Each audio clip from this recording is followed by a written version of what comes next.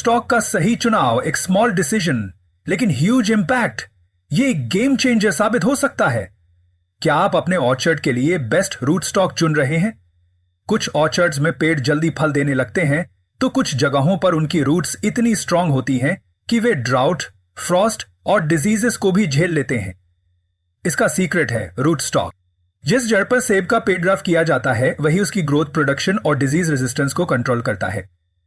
आज के इस वीडियो में हम जानेंगे डिफरेंट रूट स्टॉक्स और उनकी कंपैटिबिलिटी अलग अलग क्लाइमेट और सॉइल कंडीशंस में। लेटेस्ट रिसर्च और मॉडर्न हॉर्टिकल्चर टेक्निक से विकसित एडवांस रूट स्टॉक कौन कौन से। अपने ऑर्चर्ड के लिए बेस्ट रूट स्टॉक कैसे चुनें ताकि आपकी यील्ड और फ्रूट क्वालिटी बेहतर हो। इंपोर्टेड फेदर रूट स्टॉक्स की प्लांटेशन प्रोसेस, क्योंकि ये अक्सर डिहाइड्रेटेड कंडीशन में आते हैं और इन्हें सही तरीके से रिवाइव करना बेहद जरूरी होता है। सैपलिंग्स की सही प्लांटेशन और केयर टेक्निक्स जिससे ट्रीज जल्दी एस्टैब्लिश हों और स्ट्रॉन्ग ग्रोथ दें। नमस्कार दोस्तों, स्वागत है आपका हार्मेनिक रूट्स पर, जहां हम बागवानी से जुड़े अनूठे विषयों को आपके लिए ज्ञानवर्धक और सरल तरीके से प्रस्तुत करते हैं। तो आइए इस वैल्यूएबल और इंसाइटफुल जर्नी को एक्सप्लोर करें। नए रूट स्टॉक्स पर रिसर्च और उनकी विशेषताएं। एप्पल बागवानी में रूट स्टॉक्स का सही चुनाव करना एक गेम चेंजर साबित हो सकता है। ट्रेडिशनल रूट स्टॉक्स की कुछ लिमिटेशंस होती हैं, जिन्हें दूर करने के लिए पिछले कुछ वर्षों में कई नए और उन्नत रूट स्टॉक्स विकसित किए गए हैं। ये न केवल अधिक डिजीज रेजिस्टेंट हैं, बल्कि खराब जलवायु और मिट्टी की परिस्थितियों में भी बेहतर परफॉर्मेंस देते हैं। आइए जानते हैं कुछ नए और उन्नत रूट स्टॉक्स के बारे में, जिनकी मदद से आप अपनी एप्पल ऑर्चर्ड की एफिशिएंसी को और बढ़ा सकते हैं। सेब के रूट स्टॉक्स को उनके साइज और विगर के आधार पर क्लासिफाई किया जाता है। Dwarf rootstocks, semi dwarf rootstocks और vigorous rootstocks. Dwarf rootstocks में आते हैं M9 और B9। मैलिंग 9 यानी M9 जल्दी फल देने वाला और हाई यील्ड वाला रूट स्टॉक है। इसे वेल ड्रेन्ड सॉइल और सपोर्ट की जरूरत होती है, क्योंकि इसकी रूट सिस्टम कमजोर होती है।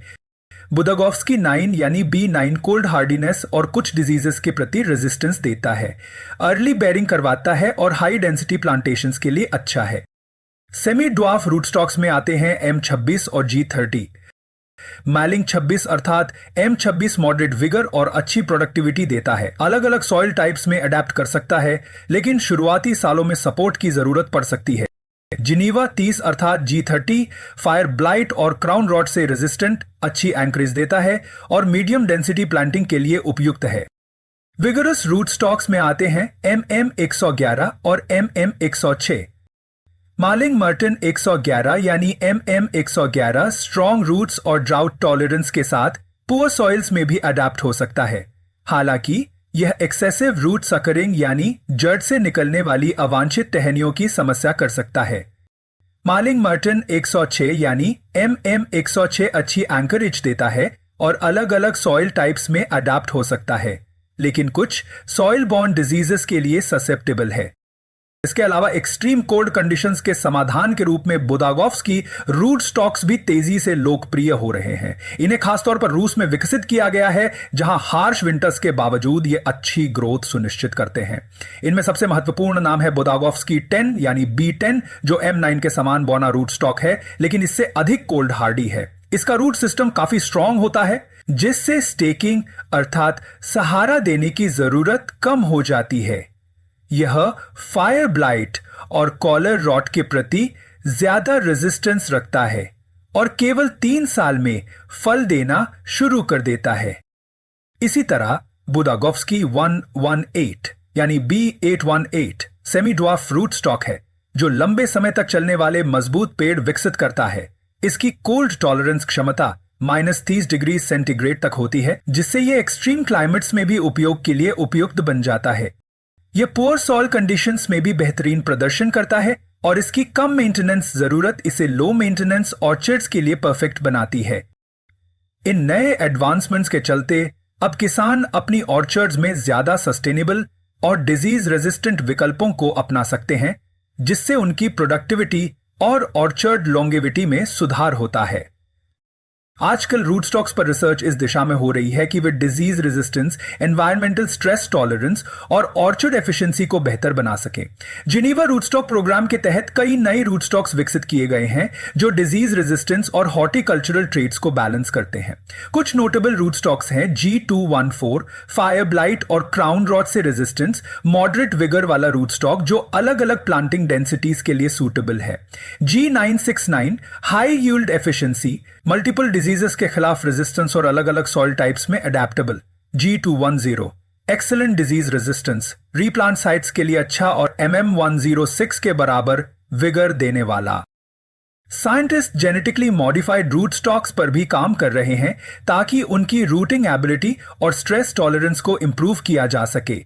नेटिव एप्पल स्पीशीज जैसे मैलिस कोरोनारिया को स्टडी किया जा रहा है जो स्प्रिंग फ्रॉस्ट से बचने के लिए लेट ब्लूमिंग करता है।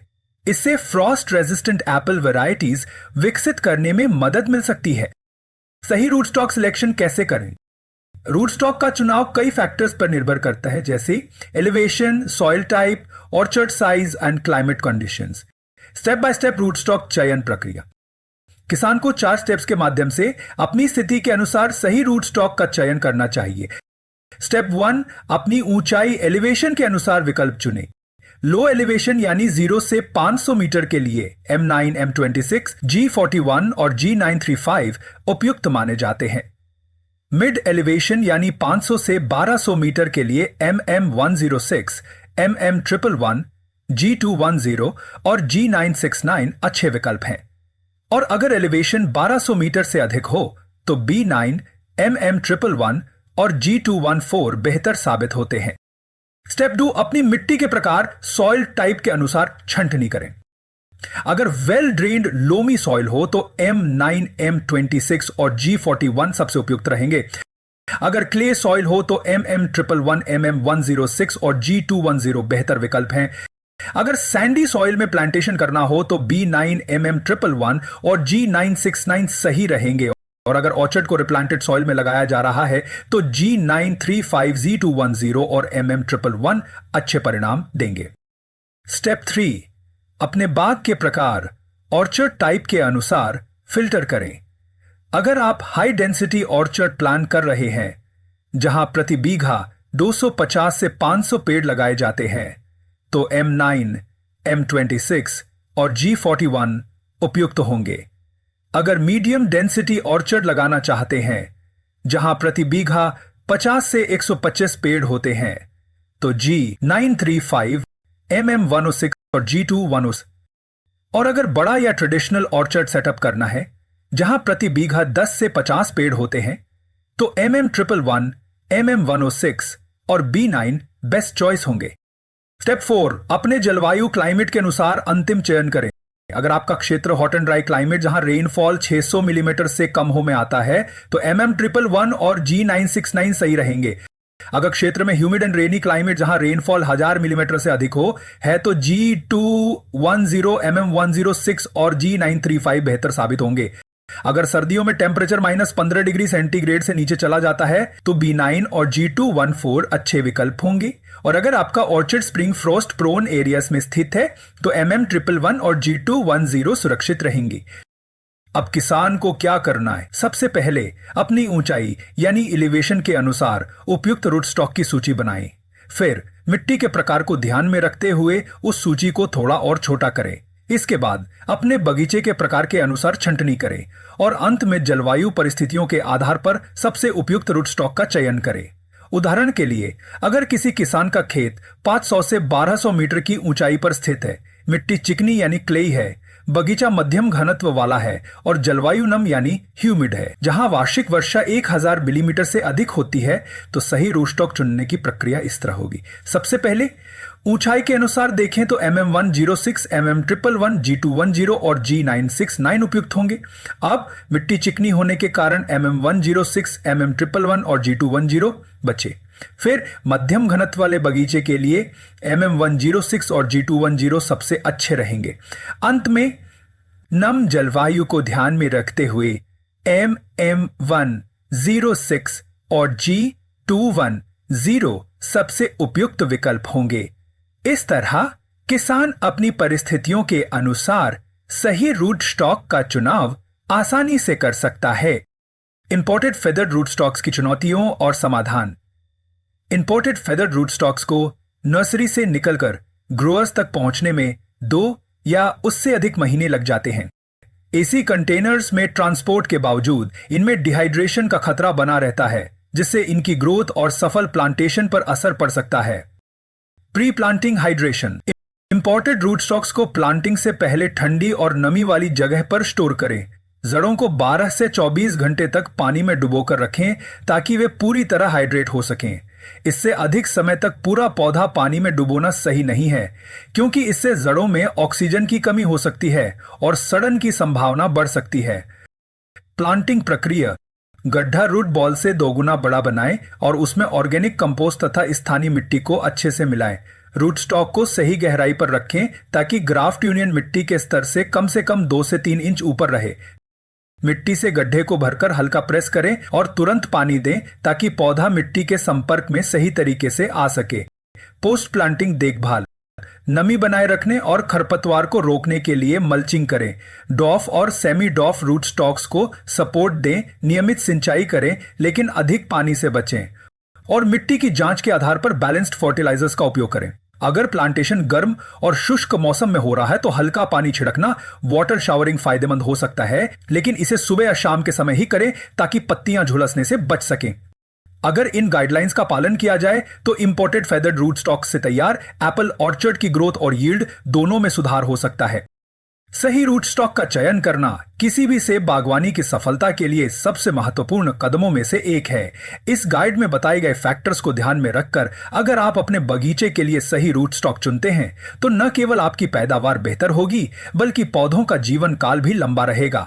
अगर आपको यह जानकारी उपयोगी लगी तो हार्मोनिक रूट्स चैनल को सब्सक्राइब करना न भूलें। यहाँ हम बागवानी, जैविक खेती, प्राकृतिक जीवन शैली और आधुनिक वैज्ञानिक शोधों से जुड़ी गहराई से जानकारी आपके साथ साझा करते हैं। अगर आपके कोई सवाल या सुझाव हैं तो हमें कमेंट सेक्शन में जरूर बताएं। वीडियो को लाइक करें, शेयर करें और बेल आइकन दबाएं ताकि आपको हमारी अगली जानकारीपूर्ण वीडियो की नोटिफिकेशन समय पर मिल सके। फिर मिलते हैं एक नई रोचक और ज्ञानवर्धक जानकारी के साथ।